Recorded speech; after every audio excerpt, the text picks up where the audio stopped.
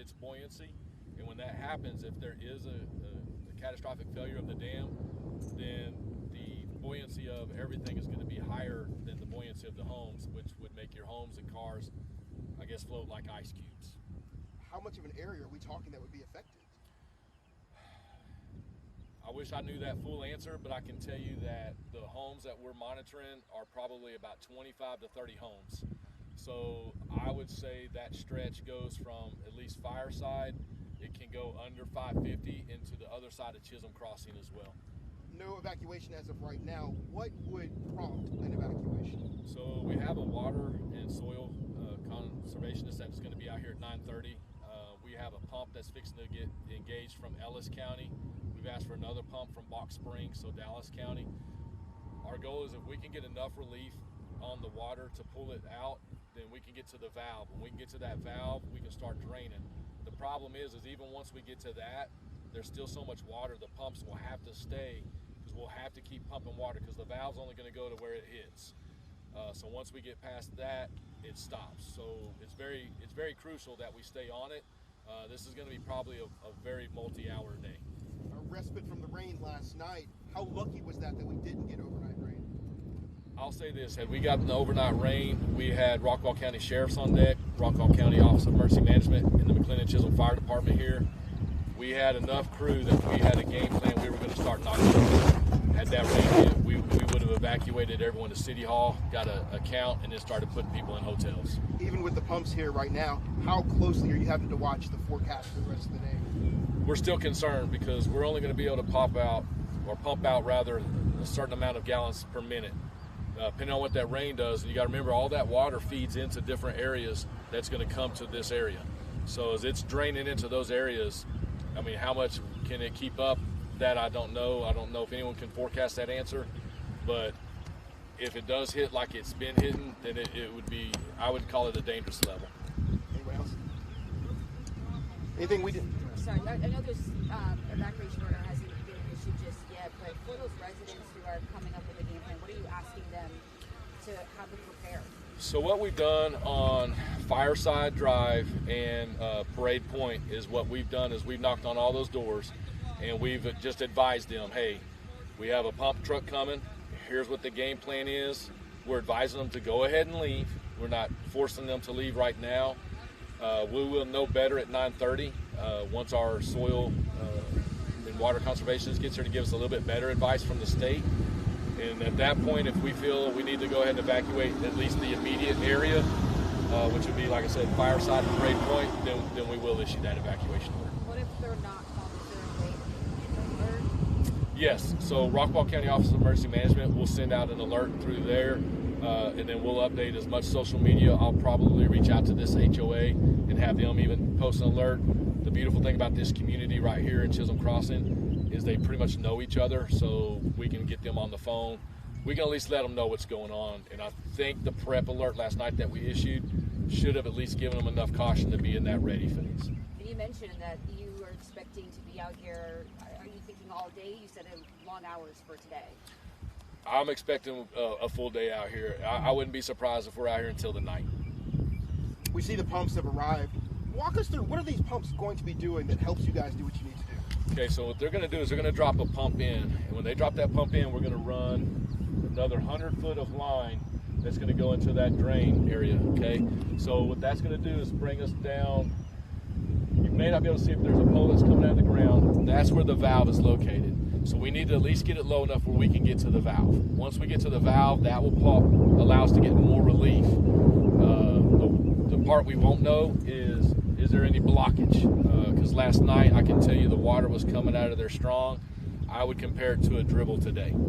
So you still have a high level of water and a dribble. It should still be a heavy flow. So once we get it down, maybe we can get some people in there and start pulling some blockage out, and that will allow it to flow out and give us some better relief as well. Kind of bigger picture, you mentioned several different counties are coming to help out.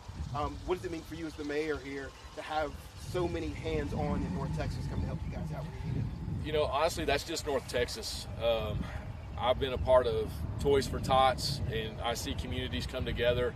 And the one thing, no matter where the storm is, no matter where the catastrophe or the disaster is at, North Texans just come together, and it's usually, honestly, it's just a phone call away. I haven't had a no yet, so I feel pretty good.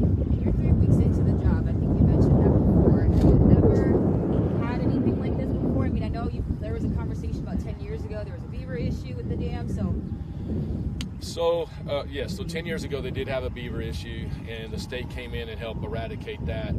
2 years ago, or a little over 2 years ago, when I came on city council, we had a tornado hit the backside of Mclendon Chisholm, and I just got on city council.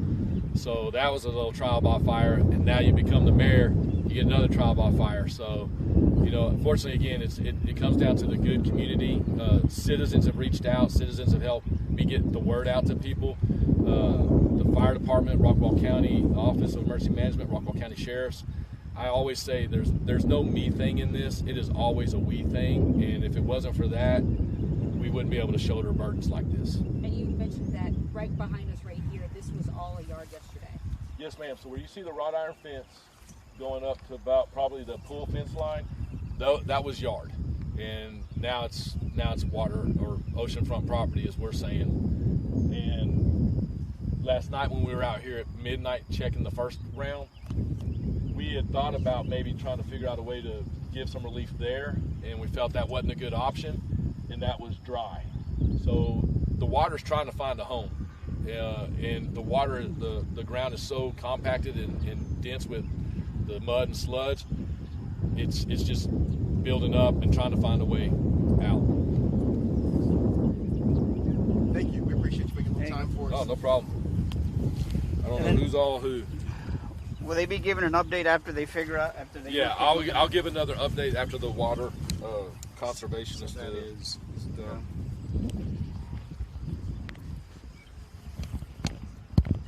That one. That's You're always first and last. Check Larry. one. Always. Story of my life. Yeah. that. Thank you, sir. I appreciate you. Appreciate y'all. I'll as soon as I get with the water conservationist from state.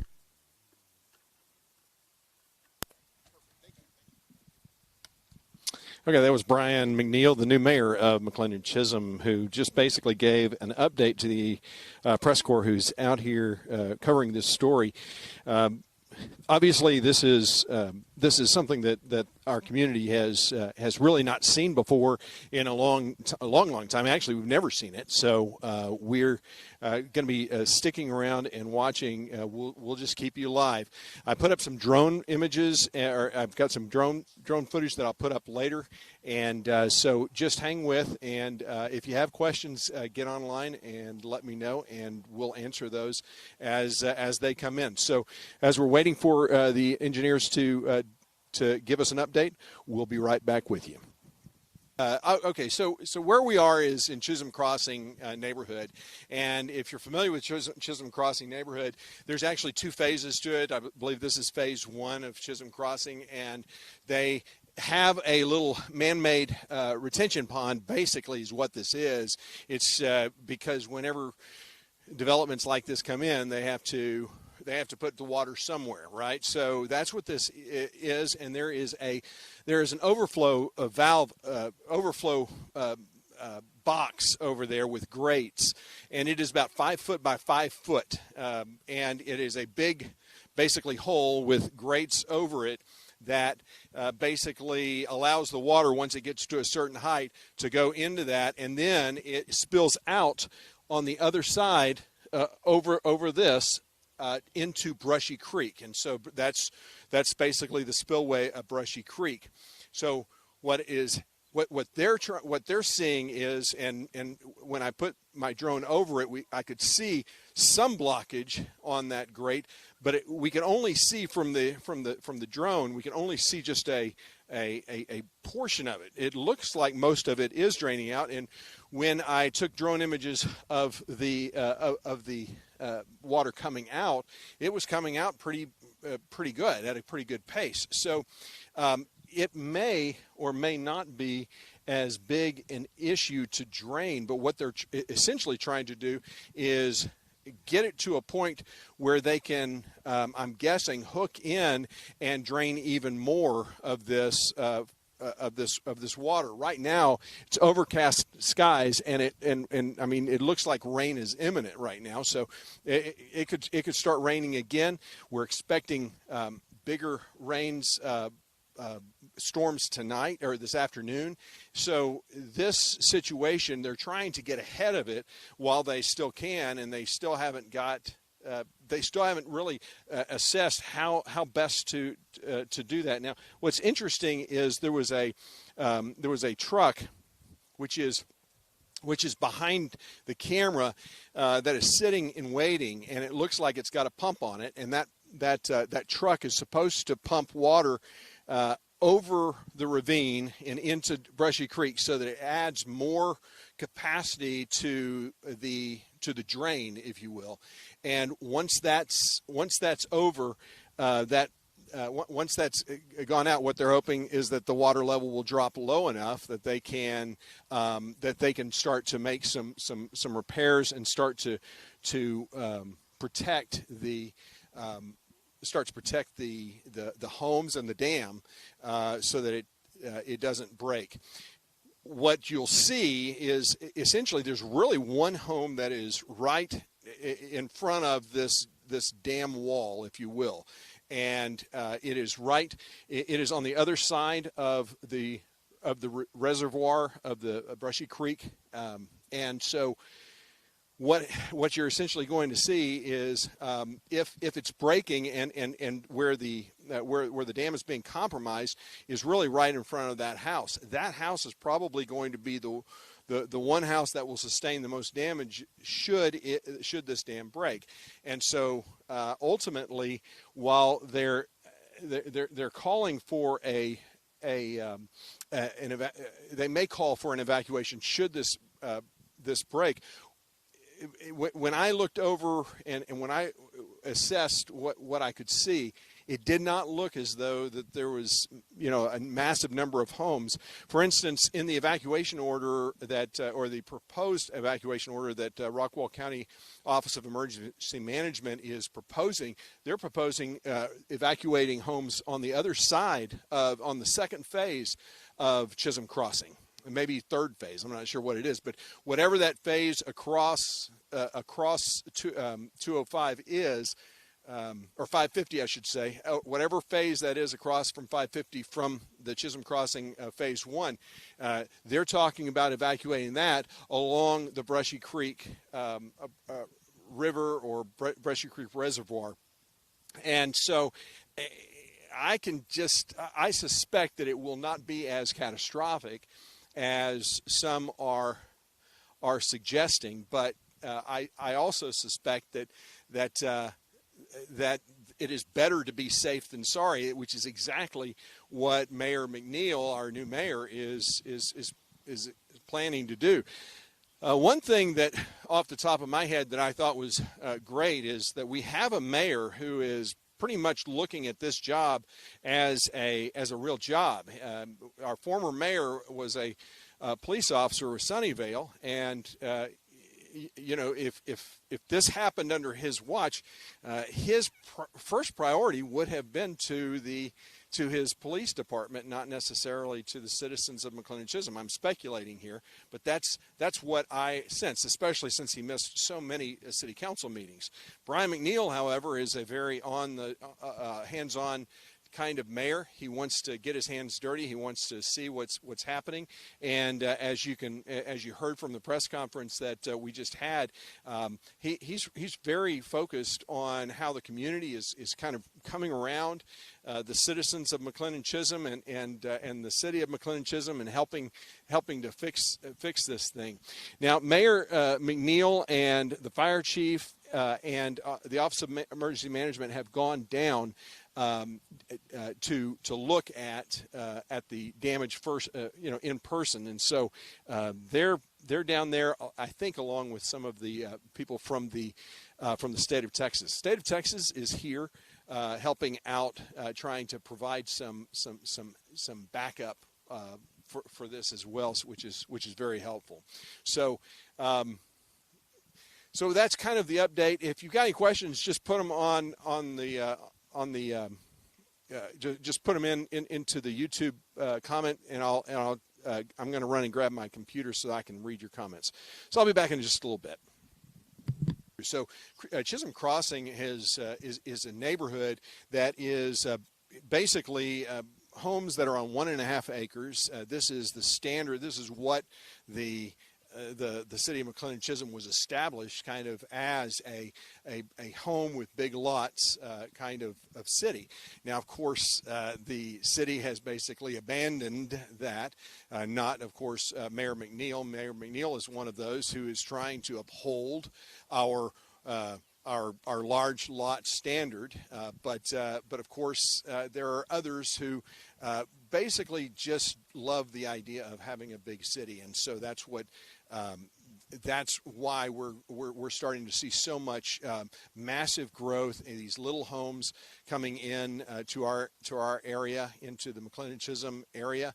City of McLendon Chisholm, if you're not familiar, is just inside Rockwall County, and it is not a home rule city, which means that it is basically governed. The laws of the city are governed by the state. So the city doesn't make its own rules. It doesn't have term limits. They don't have term limits, those types of things. It is all basically guided by the state of Texas, and so it's what's called a strong council kind of government, where the city council manages the city, and the city mayor is actually the person who is the chief executive officer. So you don't have a city manager, unlike other cities that have city managers, and the city councils act more like boards of directors with very little actual power. They have the power to hire and fire the city manager, and can give the city manager grief when their constituents are not helped or whatever. But ultimately, once we move into home rule, the cities are run by city managers. So the City of McLendon Chisholm is unique in that way, and so we have people like we have a current mayor, Brian McNeil, who was just elected, who is basically the CEO of the city. He can hire and fire staff. He basically executes what the city council approves, and has the right to basically work behind closed doors, which is what our former mayor did. Worked behind closed doors on many occasions with developers, even violating Texas state law to do so, in allowing a developer to go into an executive session of a city council meeting for 1 hour and 31 minutes, which is completely against the law. It doesn't matter if you're a home rule or a not home rule. It is a statutorily verboten to do something like that, but the City of McLendon Chisholm did it. The developer got their development approved very soon after that, with almost no debate. Well, there was no debate. There was very little discussion. The only people who were discussing anything were the developers. They were the ones who basically had the microphone and basically got to say whatever they wanted to say, and did, and basically got to do whatever they wanted to do. And so that is some of the problems that we have in the City of McLendon Chisholm. And so when you see a situation like this, where we have a dam that is likely or could collapse and could falter, especially with all of the rain that we've had lately, it is something that the City of McLendon Chisholm is in need of help from other areas, and all the cities are in Rockwall County and outside of Rockwall County. The state of Texas has been great to come and help this community, to make sure that and when I say community, I mean a very small community, because even in as small as City of Mclendon Chisholm is. This City of Chisholm Crossing, this homeowners association of Chisholm Crossing, very small, just a few hundred homes, and so we're only talking about a few homeowners that could be affected by this, and ultimately the idea is that we want to be better safe than sorry, which is why they have made preparations for evacuation orders should the dam falter. But I guess that's soon, that will soon be,